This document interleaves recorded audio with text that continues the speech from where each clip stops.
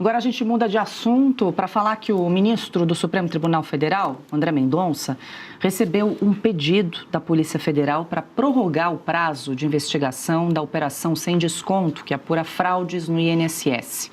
A Polícia Federal afirma que precisa de mais tempo para analisar o material apreendido durante a operação. Segundo a corporação, apenas cerca de 40% dos mais de 1.700 itens apreendidos foram analisados. A etapa inclui a análise da quebra dos sigilos bancário, fiscal e telemático de Fábio Luiz Lula da Silva, Lulinha, autorizada pelo ministro Gilmar Mendes. Pelo ministro André Mendonça. A Polícia Federal alega falta de efetivo para concluir o trabalho. Informa que apenas 11 agentes atuam na investigação, quando o ideal seria uma equipe com mais de 40 policiais. Ana, a gente tem acompanhado, inclusive, uma decisão do próprio presidente Lula pedindo que vários agentes da Polícia Federal voltassem ao seu órgão de origem, né? Muitos estavam emprestados, inclusive em gabinetes do ministro André Mendonça e de outros ministros do Supremo Tribunal Federal, e agora a gente traz essa informação que a Polícia Federal pede mais tempo porque está sem braços para seguir nessa investigação sobre as fraudes no INSS. E onde está o Lulinha? Está lá na Espanha, né?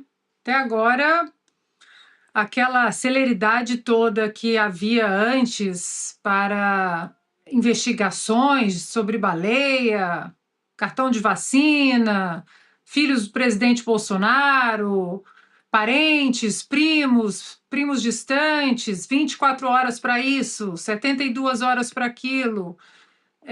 O Lulinha continua, né? O ministro, até o próprio ministro, claro que isso tudo estando nas mãos do ministro André Mendonça, o ministro André Mendonça vai seguir o rito, já mostrou que é um homem da lei, que segue os ritos, que segue o devido processo legal, mas a gente não vê também, até por parte da imprensa, a cobrança em cima do que o próprio Lula disse, que se o meu filho tiver alguma coisa para ser explicada, que eu não vou passar a mão na cabeça, que ele venha e que ele explique.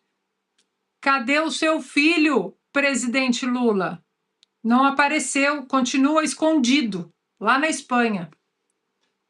Augusto, a gente lembra que o ministro André Mendonça tinha concedido um prazo de 60 dias para a PF finalizar as investigações. Eles deram ok e agora, recentemente, a corporação afirmou então que não ia conseguir, que precisaria de mais 6 meses, pelo menos, para analisar a quantidade de documentos envolvendo aí as fraudes, inclusive a citação do nome do filho do Lula, nesse caso. O Lula disse que todos os envolvidos seriam investigados até que aparecesse nas investigações, nas apurações, o nome do filho.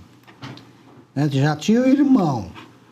O irmão disse, não, vamos investigar, nesse mesmo escândalo. Aí entra o filho, já fica mais difícil.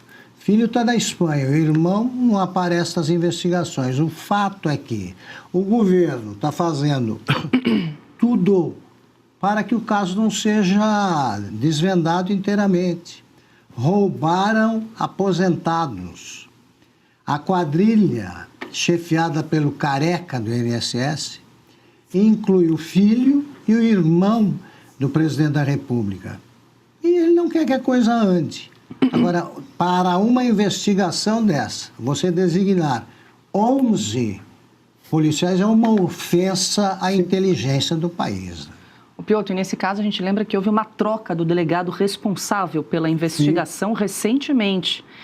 Por ordem da Polícia Federal, foi feito ali um remanejamento, então quem estava ali acompanhando desde o início toda a investigação foi substituído. Isso também, claro, acaba atrasando e atrapalhando as investigações. Como disse o Augusto, o governo não quer que a investigação avance. Está o filho do presidente Lula na linha de investigação, na principal linha de investigação, é também o irmão dele. O governo Lula, aí a gente pergunta, né? Veja só, o Andrei Rodrigues, né? O delegado-geral da Polícia Federal, que foi segurança da campanha do Lula lá em 2022, e o Supremo, nesse caso, não viu nenhum problema em ele ser colocado, nomeado pelo presidente como delegado-geral. é o delegado que frequenta todos os eventos do Supremo, inclusive. Estava no Banco Master também, estava em Londres também, estava? Tomando uísque. Estava também. O delegado da Polícia Federal, veja só, o chefe da Polícia Federal do país, amigo do Lula, muito íntimo, inclusive, né? Tanto que foi colocado ali, era o chefe da campanha, depois já vai. E se é íntimo ou não, mas enfim, me parece muito próximo ao presidente da República, estava lá tomando uísque pago pelo Vorcaro. Isso, ele mesmo deveria pedir demissão, porque, convenhamos, isso não é cabível, né? Mas o governo Lula não estaria um pouco preocupado com isso, ele não quer investigar, roubou aposentados. É talvez a corrupção mais torpe que se possa imaginar, essa e corrupção na área da saúde, né? Conseguiram roubar aposentados dessa vez. Veja só, de novo, né? Preciso entender se as pesquisas estão realmente captando esse sentimento do brasileiro que rejeita esse tipo de governo, o governo Lula. Mas, enfim, o governo Lula não quer nenhuma dessas investigações, está fazendo o possível e impossível.